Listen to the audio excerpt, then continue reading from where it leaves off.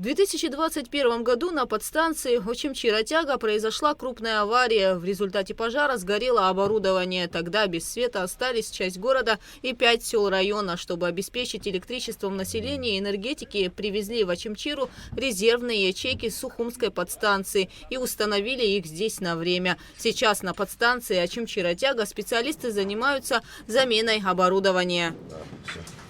Включено.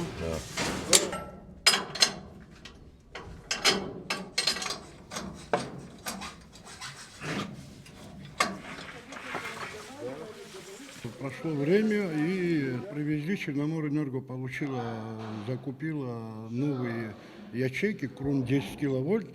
И сейчас идет в данный момент демонтаж и отходящие кабеля 10 киловольт перевести на крон 10 киловольт. Привлечены все аварийные и ремонтные службы Черноморэнерго.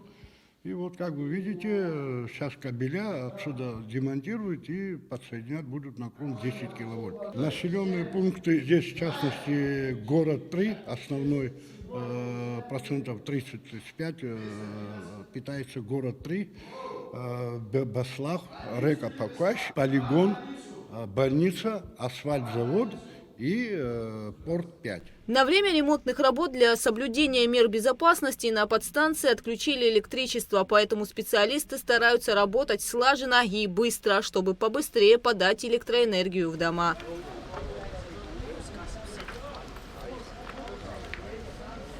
Идет муфтирование отходящих кабелей, чтобы присоединить к ячейкам.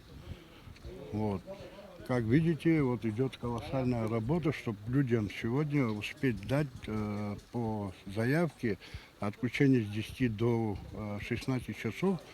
Ну, я думаю, что ребята успеют. На новое оборудование для подстанции Очимчи-Ратяга Черноморэнерго было выделено 17 миллионов рублей. Гугуца Вардания, Аляс Курсая, Анатолий Малания, Абхазское телевидение.